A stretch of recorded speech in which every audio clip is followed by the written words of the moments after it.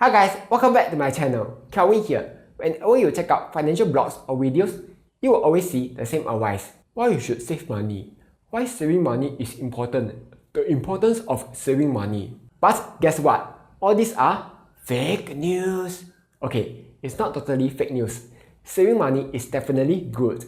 But the problem is there's a right way to save money and a wrong way to save. So in this video, I will tell you how you are saving money wrongly and what you should do instead. But before I start, I would greatly appreciate it if you can help to tap the like button. In return, I will show you a pigeon spinning around. Alright, let's start right now. Did you know that Singaporeans are very good at saving money? Singapore's gross saving rate is about 48%. In comparison, Americans save about 19%. So, good job guys. But here's the problem. Some of you guys are not investing the money and it's just letting the money sit in the bank like a lazy bum bum. Here's what you need to know. There's only two scenarios where you need the money in the bank. First scenario, emergency event. Like if you touch wood, lose your job and can't find job for the next few months, or get a heart attack and go hospital because your friend sent you a scary video. In that case, you need emergency funds. Second scenario, short-term goals. Maybe you want to buy BTO with your B, or you want to travel to Europe because you haven't been traveling for 2 years already. In that case, you can save the money in the bank. But anything other than these two scenarios, your money is super duper useless in the bank. How useless? If the money is a kid, the mom will say to the kid, I give birth to char siu is better than giving birth to you. All those aside, that's why it's a bad idea to keep your money in the bank. Inflation. So in the past, when your mom tells you, boy, I last time put money in the bank, mommy can what big. Now, is your mom lying to you? Like how she told you she will return your ambao money back to you once you are older? Not really. This time, she is telling the truth. In the 1980s, banks are giving a godlike 8.5% interest. With 8.5%, you are getting way higher interest than the CPF are. But as time goes by, the interest rates keeps getting lower and lower.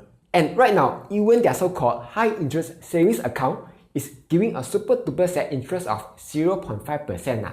Now, you may think that 0.5% is better than nothing. You'll be like, I put 10k in, I get $50. That's like 10 plates of Chai fan with fish already. Right now, Singapore's inflation is at a godlike 4.3%. When you take the inflation rate minus the 0.5% interest that you got from the bank, it turns out that you are actually losing 3.8% very recently. Maybe you'll be like, no leh, my 10k in the bank is still 10k leh. I never lose any money. But what you don't realize is inflation be like nom nom nom. Eat up your money. For example, recently the price of eggs have gone up or the home prices have gone up. It's not because of the government, it's because of inflation. So imagine you have $1 million right now.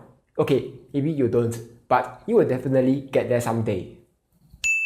But let's say you have $1 million right now. In 40 years time, due to a 2% inflation, your $1 million will only be worth $450. Basically, your money just lost 54% of its buying power. So, the moral of the story is, don't just save your money in the bank, because you definitely won't get rich that way. Only Gupta-san can. Okay, here's the other problem of saving money.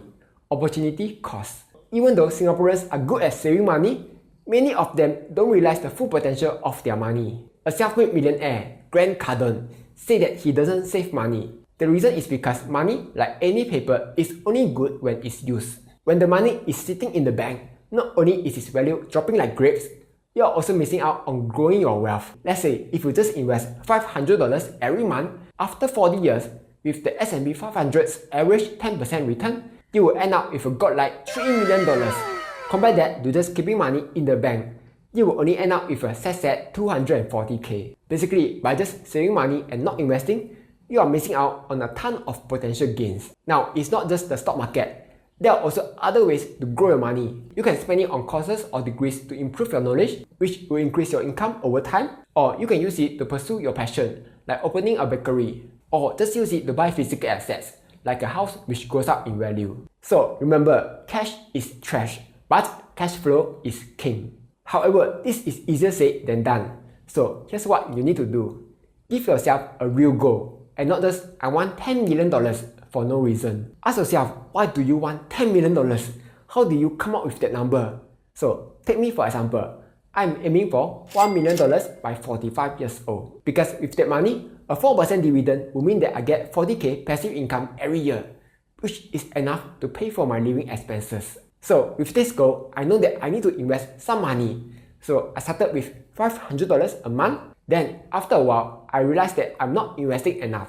So I'd be like, more. I'll optimize my expenses, change my job so that I have more money to invest. Similarly for you, once you know exactly how much you need, you can start one step at a time to reach the goal. Like you don't have to immediately invest 5k a month.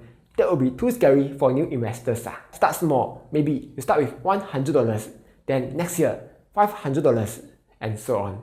Oh yeah, here's a fun fact. The longer you invest, the easier it gets. Charlie Munger once said that the first 100k is a bitch.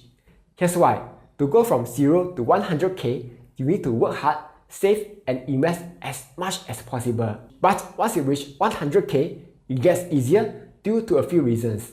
First, what got you from 0 to 100k will easily get you to 200k, 300k and so on. You already have the habit of saving money and the experience in investing. Just continue what you are doing and you will reach your goal. Second, money makes money. Let's say you invest 100k into dividend stocks. You can then receive 5k from dividends. This means that to reach 200k, you only need 95k more. And the more you have, the easier you get. Okay, the other problem that people have is they tend to overspend. Like some people who is earning 10k a month can end up spending away the entire 10k. They'll be like, why should I invest for 40 years later? What if I die tomorrow? I want to enjoy life now. Don't worry, the average life expectancy is about 83 years old. Your chances of living till old age is actually very high. Unless you go join some random Korean game. That one different story. When we think of saving money, we think of saving equals income minus expense. But the other way to think about it is saving equals income minus ego. Ask yourself how many things that you spent on were because you wanted to show off. Your wedding at the fancy hotel, a super expensive car, your iPhone 13 Pro Max. The funny thing is, nobody cares. They'd be like, oh wow, anyway. Okay, maybe you wanted to impress yourself. You'd be like, I want to own a big car because I deserve it. But there's this thing called hedonic treadmill. Basically, it says that when you accomplish something, you'll feel happy, but only for a short time. After a while, you don't feel satisfied anymore and will start looking for other things to make you happy. That's why you see some people buying handbags after handbags after handbags until the entire house is like a handbag shop because they are never satisfied. So here's one money saving tip. Whenever you want to buy something, wait for 7 days before you buy. That's because some of us actually buy stuff to feel good, not because we need it. Stuff like branded shoes, branded bags, and there's actually an explanation for it. Scientists found that whenever we buy stuff, we feel good because dopamine are actually released when we anticipate rewards.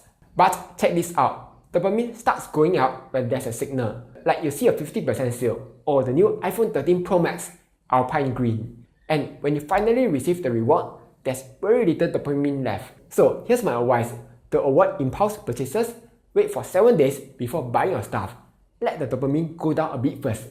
After 7 days, if you feel that you still need the item, then go ahead and buy it. Next, don't underspend. So while some people are overspending, on the other hand, you have people that are underspending. Here's the thing, yes, saving money is good, but there's a difference between being frugal and being a cheapskate. For example, a person who is frugal will say, I'm okay to spend money on an expensive Levi's jeans because it has good quality. While a cheapskate person be like, I can buy the same jeans from Taobao for just $10 nia. Turns out the jeans is super duper low quality and spoils in a few months. Being frugal does not mean just saving money. It also means spending money wisely.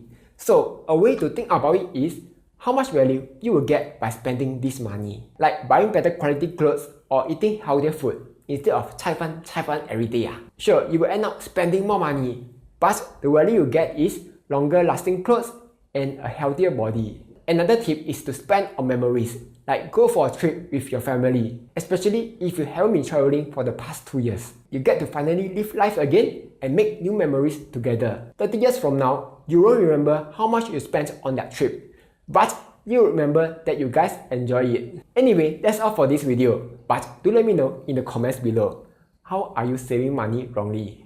Like, share and subscribe as I'll be posting new videos every Monday, Wednesday and Friday.